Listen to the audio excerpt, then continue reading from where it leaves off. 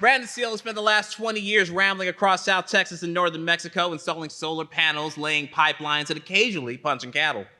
In his day job, he takes on the most improbable projects, facing the most intractable challenges, and gets the stuck unstuck. There we go. Brandon is the proud father of 4 and husband of 1. His podcast, A New History of Old Texas, has been downloaded more than 500,000 times and may have helped discover the biggest battlefield in Texas history. Folks, Brandon Seale. Thank you.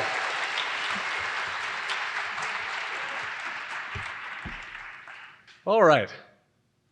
So my podcast, A New History of Old San Antonio, came out of my struggles to articulate what it is that makes our city so special.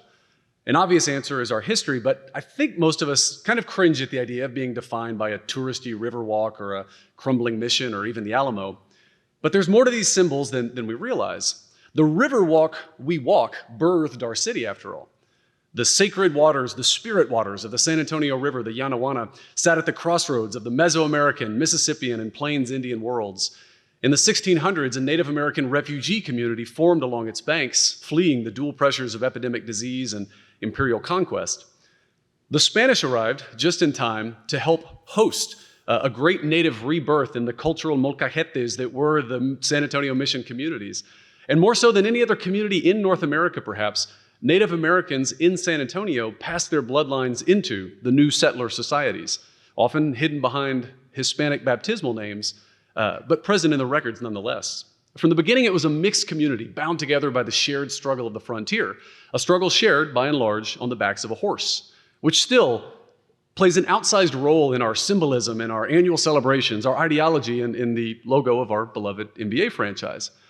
But the horse also accelerated the collision of Native American and European empires that were converging on Texas at the time. San Antonio was the most contested point on the continent for much of its early history, but it was also the site of some of the most ambitious Native American peace treaties. From the violence of the past, San Antonians proved to be particularly good at producing a vision for the future. And their vision was built on an ideology of tolerance and toughness, which developed into a tradition of self-government that made space for a caste-defying mix of Native Americans, Spaniards, and a surprisingly large number of Afro-Tejanos, as many as 1/2 of early San Antonians. And it was a tradition of self-government that they were willing to die for. On September 16, 1810, Father Miguel Hidalgo unleashed his grito against 3 centuries of Spanish colonial rule. His army was soon defeated on the battlefield, and so he set himself and his revolution in retreat to San Antonio. He never made it, but his emissaries did, and after a string of victories over Spanish armies, on April 6, 1813, Tejano revolutionaries declared the first independent state of Texas. 4 months later, that republic, and most of the men who declared it, died in the biggest, bloodiest battle in Texas history, the Battle of Medina. Texas was left in ruins. It was the poorest province in Mexico, and that country finally won its independence 8 years later. But San Antonians staked their hopes for recovery on Anglo immigration. Their new vision for Texas was a, quote, mixed society of the American system and the Hispanic customs and traditions, which would represent a triumph of the new world over the tired ideas and prejudices of the old. But San Antonians' ideal of maximizing autonomy while preserving their traditions soon clashed with Anglo ideals that insisted on a clean break from tradition. Even as San Antonio became the largest and most important city in the new republic, English speakers viewed San Antonio's attachment to its past as a mark of its, quote, odd and antiquated foreignness. And I think this is because the American model conceives of identity as unitary, and that all other identities and histories have to be left behind in order to march together triumphantly into the future. Yet San Antonio is and was clearly a part of several different cultural traditions and was and remains defiantly apart from each of them as well. So that even when San Antonio entered the United States, it didn't feel quite American. It was anything but unitary, and its history of epidemic disease and conquest and ethnic cleansing was anything but triumphal. But I think this narrow view of history is part of the reason why Americans are so tied up in knots these days about their past. Many of them are realizing for the first time that their history was never altogether unitary, and that for many, it was anything but triumphal. But I think San Antonio shows a different way to think about it, in the way that we've treated our own history. We'll be the cradle of liberty because we defied Santa Anna in 1836, but we're also going to make sure you know that we're the cradle of liberty because we pronounced for Hidalgo in 1813, because we hosted Francisco Madero in 1910, because we reintegrated our public schools, our lunch counters, and our public transportation before any other city in the state, even as we admit how embarrassingly long it took to do that. We'll let people dress up like old vaqueros and wax poetic about the beautiful game of the winningest franchise in NBA history, and I missed an opportunity to put a Wemby picture up on this one. But we're going to make sure they know that it's all a form of tribute to an old San Antonio form of life that at its best represents an ideal of autonomy within tradition that every dudded up urban cowboy still unconsciously aspires to. And we'll show them that it's never too late to weave the past into the present, not just by putting up plaques on old buildings, but by joining the historic communities that have lived, worshiped, and celebrated on those same grounds since before there were buildings on them, and who still do. And we'll invite them to cook out and to camp out along the same Yanaguana that has hosted this form of sacred celebration, and I do mean sacred, since it was called a mitote.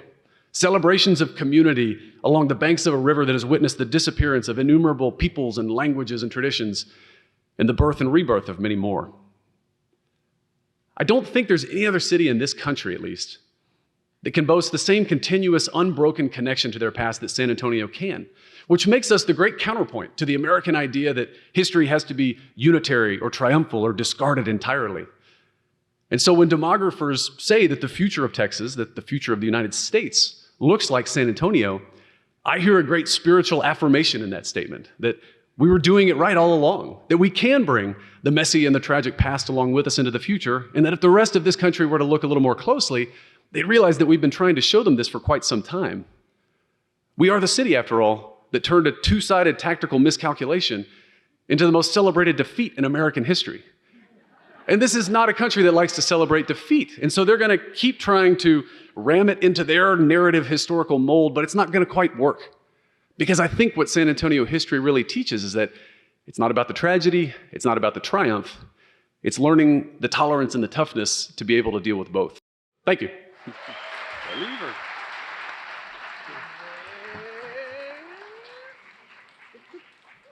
Is on? Oh, turn this on. Is that on? There we go. There we go. Here. Do you want to say that? Either way, we can go figure that one out. We're still figuring out logistics, y'all. But no, you're still here. You're still here. I'm still here. You're still here. There are a couple of minutes. I want to know, like, okay, 7th grade, Texas history. We all had to take Texas history. And in 4th grade, as far as I know, the only state that requires you to take it twice. 4th grade? I do not recall in 4th grade Texas history. I definitely remember 7th grade. Whew, Lord have mercy. But yeah, what were your feelings when you took Texas history? So, like, did this lead you on the path to where you are now? Or, like, how did you feel back then? I mean, I was drawn to it, but what surprised me, so I moved to Mexico when I was 21 years old, and I lived in Monterrey for a year and a half, and I worked down there, and it was surprising and really energizing for me to find all these other sources and all these other elements of the Texas identity, even the Anglo-Texas identity, that you suddenly realize come from northern Mexico. And so, having access to those archives and those files and everything else is really what's kind of, opened this up. In the Archivo General de la Nación in Mexico City, we found this 1813 Texas Declaration of Independence, which is available on a website. But it's the first Declaration of Independence in Texas history. It's the first in Mexican history. It's an independent Declaration of Independence for Texas and for Mexico, and it's tattooed on my forearm now. But it's an incredible document, an incredible find that really richly weaves together both of these traditions, kind of this continental Jesuit Enlightenment Spanish tradition with this Anglo-American tradition that's coming in at the same time. And so, as you can see, I just find it exciting. I can see you find it exciting. How'd you get access to the research? Well, so I've also worked in Mexico for about 20 years. It's famously very bureaucratic, which is a theme which actually resonates all the way back through to our Tejano heroes back to the 1800s and stuff like this too.